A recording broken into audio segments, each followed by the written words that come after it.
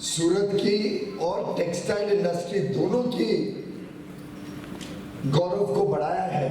बहन दर्शना बहन को अपने मंत्रिमंडल में लेके सबसे पहले तो मैं आपको बहुत बहुत तहे दिल से बधाई देता हूं। माननीय श्री आशीष गुजराती जी, अध्यक्ष साधारण Gujarat chamber of commerce and industry, माननीय श्री हिमांशु बोडावाला जी, उपाध्यक्ष, हमारी टेक्सटाइल कमिश्नर, बाकी कई सारे नाम हैं पर समय के अभाव में मैं सभी महानुभावों को धन्यवाद देता हूं कि आप सब आए और आज मुझे भी कई जानकारियों के साथ अवगत कराए जिसके बारे में शायद दफ्तर में बैठे कभी जानकारी नहीं मिलती। आप सबका बहुत बहुत भाई और बहनों, आज जैसा एक मित्र ने बताया बहुत ही हर्ष का दिन है। इसे तो हर्ष संघीय भी मंत्री भी बन गए। एक और विषय कि दो जयंती आज बन रही है। विश्वकर्मा जी, जिनको एक प्रकार से हम सब जो लोग इंडस्ट्री के साथ जुड़े हैं, हम विश्वकर्मा की पूजा शायद अपने अपने कारखाने में करते हैं। हमारे वर्कर्स, कामगार भाई बहन बड़े उत्साह के साथ विश्वकर्मा की पूजा करते हैं आज के दिन। मुझे याद है मैंने भी इंडस्ट्री लगभग 20 साल चलाई और हर वर्ष विश्वकर्मा के दिन हम भी पूजा करते थे मेरे सब कामगार भाई बहनों के साथ में मिलके। और साथ ही साथ माननीय प्रधानमंत्री श्री नरेंद्र मोदी जी का 71वां जन्मदिन भी है। मैं समझता हूँ हम सब खड़े होके एक बार माननीय प्रधानमंत्री जी को अपनी तरफ से और हमारी इंडस्ट्री की तरफ से शुभकामनाएं।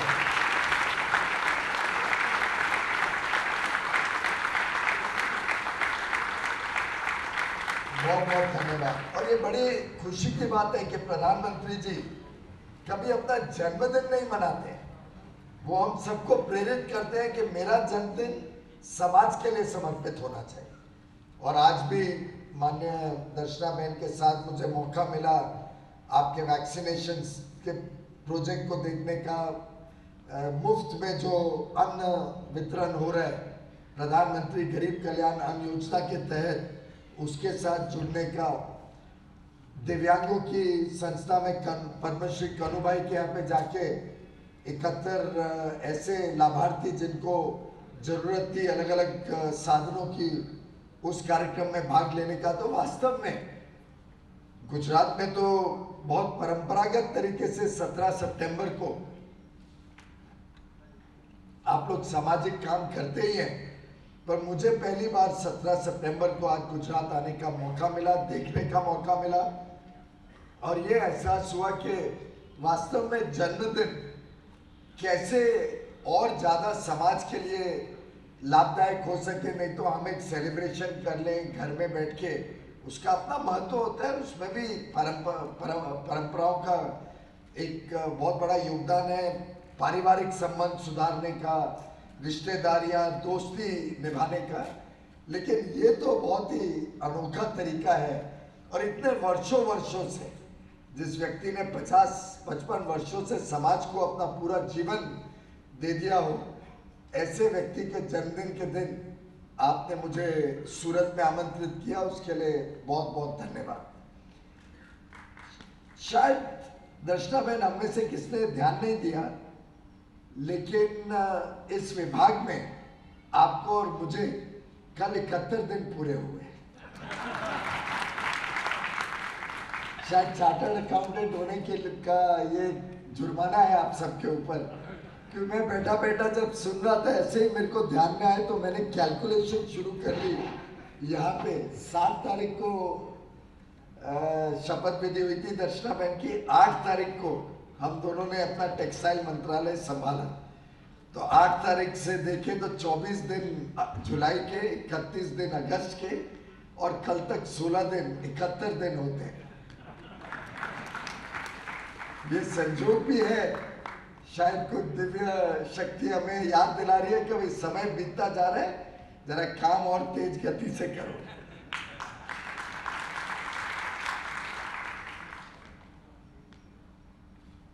ये विभाग मेरे लिए नया है। किसी ने याद दिलाया कि 1978 तक शायद कॉमर्स मंत्रालय का ही भाग था। और मैंने देखा है माननीय प्रधानमंत्री जी जो भी निर्णय लेते हैं बहुत सोच समझ के निर्णय लेते हैं। मुझे जब पहली बार मंत्री बनाया 14 में, तो बिजली, नवीकरणीय ऊर्जा और कोयला तीनों एक साथ करके दिया। कई लोग सोचते थे कि बिजली, नवीकरणीय ऊर्जा तो फिर भी समझ में आ सकते, कोयला कहाँ से आया। पर कोयला मेन रॉ मटेरियल था, कोयले की शॉर्टेज थी, बड़ा कोयले का कांड हो चुका था जिसमें लाखों करोड़ रुपए का देश को नुकसान हुआ था, जिसकी सीएजी की रिपोर्ट सामने थी, सीबीआई इंक्वायरी चल रही थी। उसके कारण भी सुप्रीम कोर्ट में केस के कारण एक भय था कि कोयले की और संकट बढ़ सकता है देश में। आपको याद होगा शायद गुजरात, और मैं मुंबई से आता हूँ, आपको और मुझे एहसास नहीं था कि पावर कट क्या होता है, क्योंकि नरेंद्र भाई ने पिछले 13 साल में गुजरात को पावर कट से मुक्ति दिलवा दी थी। लेकिन पूरे देश में जो हाहाकार रहती थी बिजली की, पूरे देश में ये नहीं तय होता था कि बिजली कब जाएगी, लोगों की चिंता यही रहती थी कि बिजली कब आएगी। उस परिस्थिति को बदलने में जिस प्रकार से प्रधानमंत्री जी ने एक के बाद एक कदम उठा के देश को मुक्त कर दिया बिजली के संकट से, और वास्तव में उसके लिए भी प्रधानमंत्री जी का जो काम करने का ढंग है वो तो अद्भुत है। मुझे याद है जिस दिन पार्लियामेंट में हमें इंट्रोड्यूस किया जाता है नए मंत्रियों के रूप में, ये अलग बात है कि इस बार तो विपक्ष ने वो परंपरा को भी तोड़ दिया, और माननीय दर्शनाबेन की जिस दिन इंट्रोडक्शन होनी थी लोकसभा राज्यसभा में, उस दिन भी डिस्टर्बेंस करके माननीय प्रधानमंत्री जी को इंट्रोड्यूस नहीं करने दिया। शायद डरता था विपक्ष के, जब पूरी जनता देखेगी कि हर समाज को प्रतिनिधित्व मिला है, महिलाओं को इतना बड़ा प्रतिनिधित्व मिला है, schedule caste, schedule tribe, OBC सबके लिए इतना स्थान मिला है, दूर दराके के इलाकों के लोगों को भी देश भर में हर इलाके को रिप्रेजेंटेशन मिला, ये जनता तक मैसेज ना पहुंचे, शायद उसके लिए रोक लिया गया। तो मुझे याद है जिस दिन मेरी इंट्रोडक्शन होनी थी पार्लियामेंट में, उस दिन मुझे ध्यान नहीं था ये परंपरा, हम भी नए पहली बार मंत्री बने थे। उस दिन मैं गुजरात में बैठा था, अहमदाबाद में, 70-80 अफसरों के साथ और आपके बिजली मंत्री के साथ, सीखने के लिए कि गुजरात ने चमत्कार कैसे किया कि पावर कट मुक्त बना दिया और 100% लोगों को बिजली 24 घंटे दिलाई। वो सीखने के लिए तब मैं गुजरात आया था। और आज शायद ऐसा ही एक दिन है मेरे लिए कि मैं कपड़ा विभाग को, टेक्सटाइल मिनिस्ट्री को सीखने के लिए आप सबके समक्ष इस सुंदर प्रांगण में आया।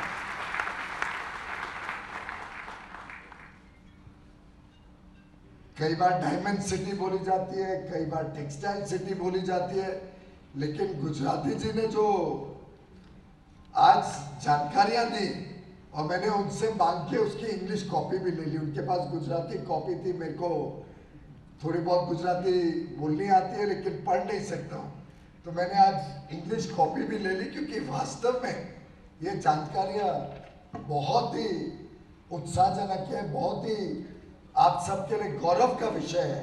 और मैं आप सबको बहुत बहुत बधाई देता हूँ जिस प्रकार से सूरत ने डेवलप किया अपने आप को, जिस प्रकार से आज सूरत का गुणगान पूरे विश्व में है, अपने आप में एक बहुत बड़े गर्व की बात है।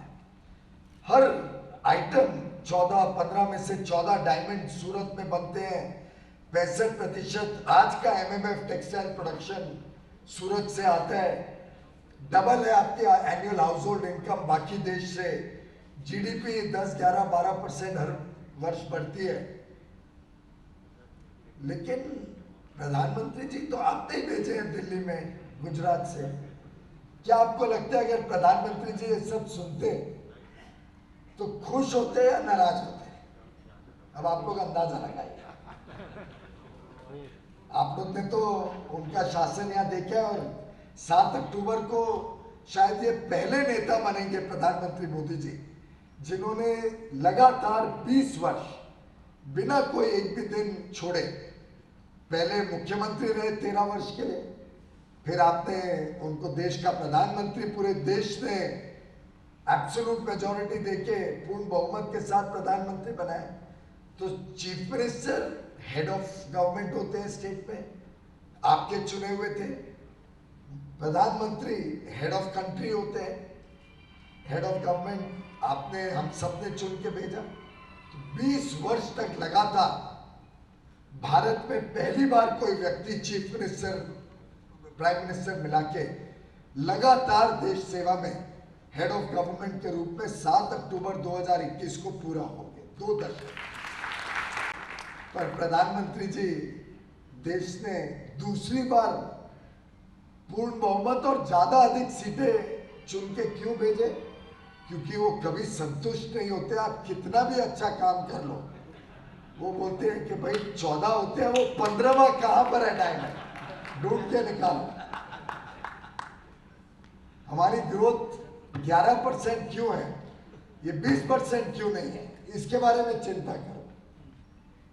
और दर्शना बहन तो अभी नई नई आई है, मैं 7 साल से इस बात का अनुभव कर रहा हूं, इस बात से प्रेरणा ले रहा हूं और इस बात से उत्साह भी हम सब में आता है कि हमने और काम करना है।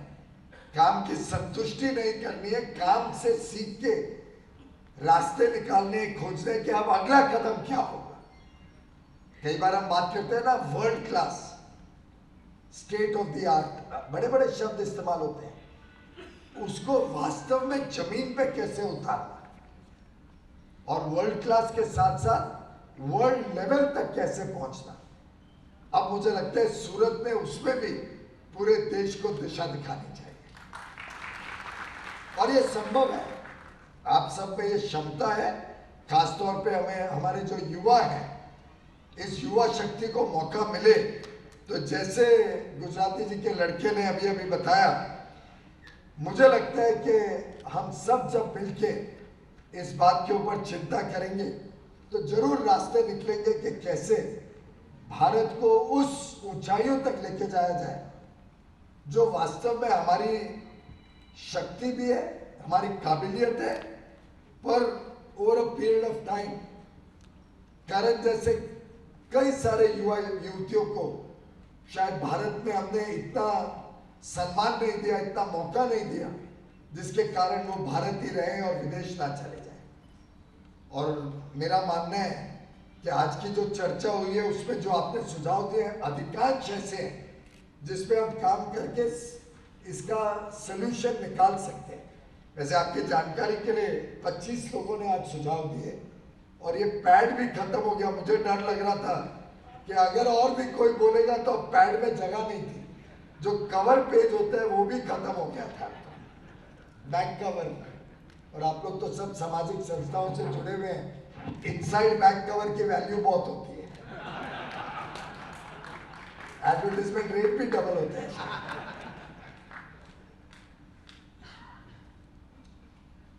कई सारे सुझाव, कई सारे समस्याएं भी सामने आई।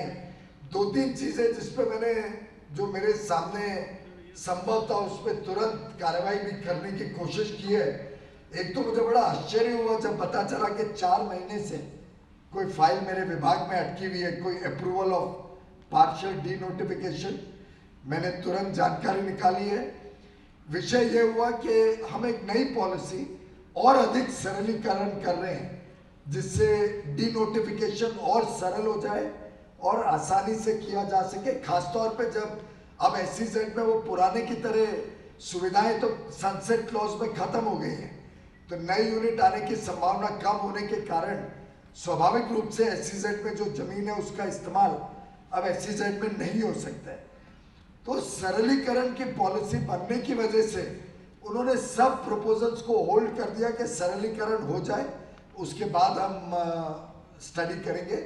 मैंने अभी अभी स्टडी करवा ली है। आपकी प्रपोजल जो है वो पुरानी पॉलिसी में भी संभव है, तो शायद बिना बात का इतना समय वेस्ट हुआ। आज तो फ्राइडे, जब तक मैं जाऊंगा शुक्रवार, शनिवार और रविवार आ जाएगा, मंगलवार या बुधवार तक आपकी फाइल स्टडी कर ली जाएगी डिपार्टमेंट में।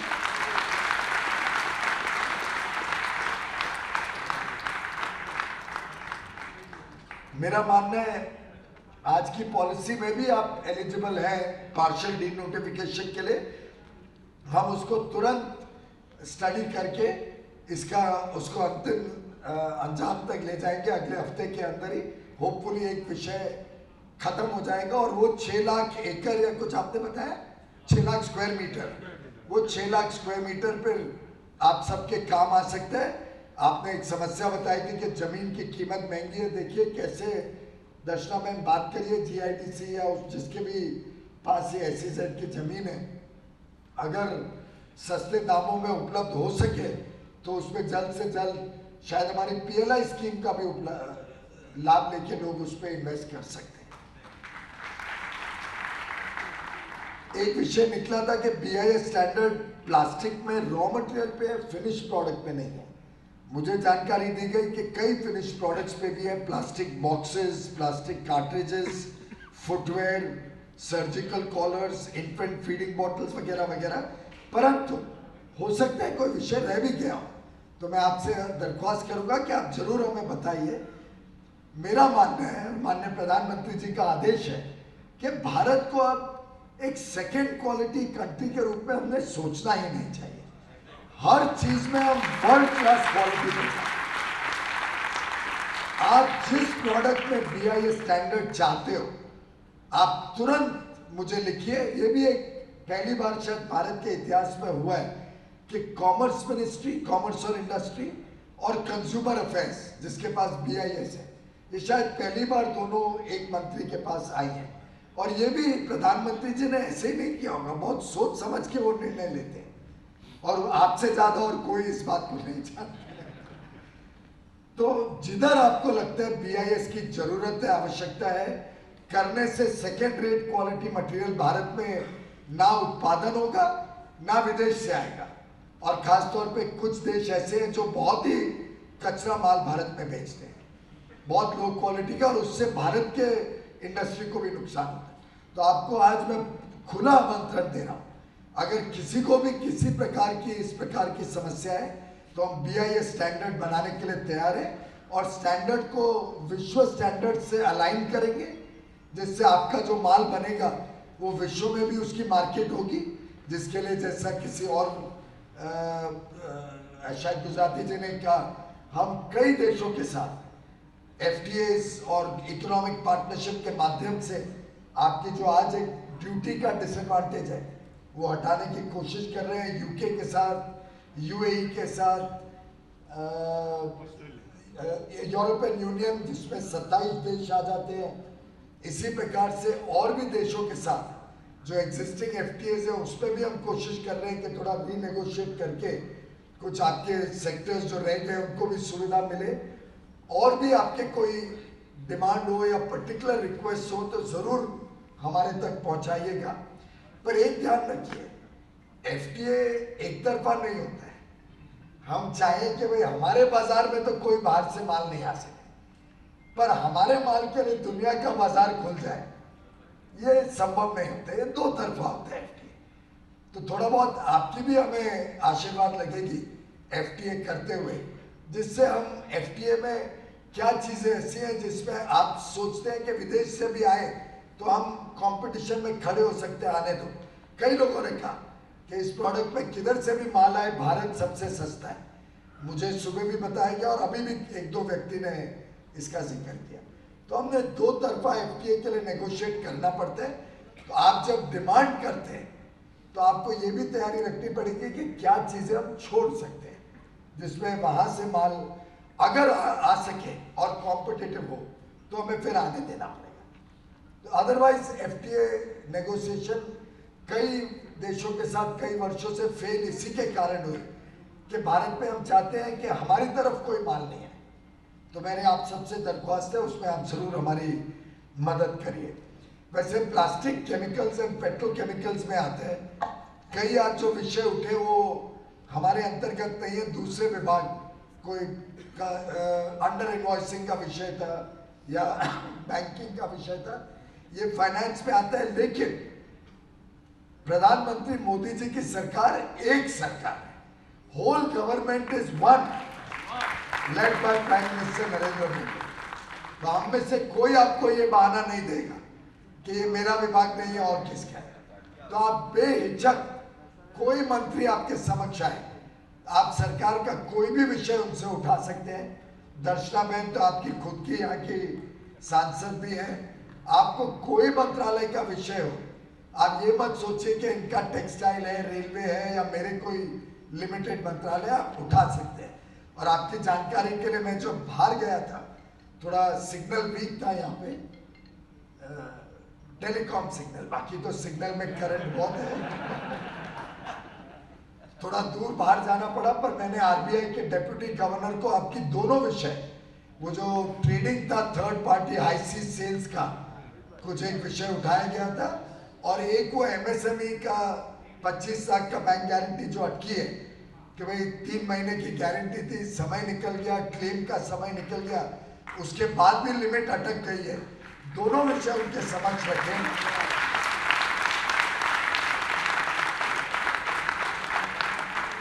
वो पहले बैंक के चेयरमैन भी होते थे, पर उनको पूरी जानकारी तुरंत नहीं थी। उन्होंने कहा शायद कुछ एक रिस्क फैक्टर था ये हाईसीज ट्रेडिंग में भारत की बैंकिंग सिस्टम इन्वॉल्व करने का, और जो बैंक गारंटी है उसमें कोई सुप्रीम कोर्ट का, शायद तो पक्का जानकारी नहीं थी। इमीडिएटली ऑफ द कप मैं तो ऐसे ही फोन कर लिया, उन्होंने कहा मैं स्टडी कर लेता हूँ, शायद कोई सुप्रीम कोर्ट या हाई कोर्ट का ऑर्डर था कि ये बैंक गारंटी गवर्नमेंट की हो तो आगे भी गवर्नमेंट क्लेम कर सकती है, पर वो पूरा स्टडी करेंगे, एग्जामिन करेंगे विषय को। मैंने कहा अगर ऐसा कोई कोर्ट ऑर्डर है तो हमें उसके ऊपर याचिका दायर करनी चाहिए। आखिर बैंक गारंटी की एक समय सीमा होती है, अनलिमिटेड नहीं हो सकता है कि 20 साल बाद भी सरकार क्लेम करे।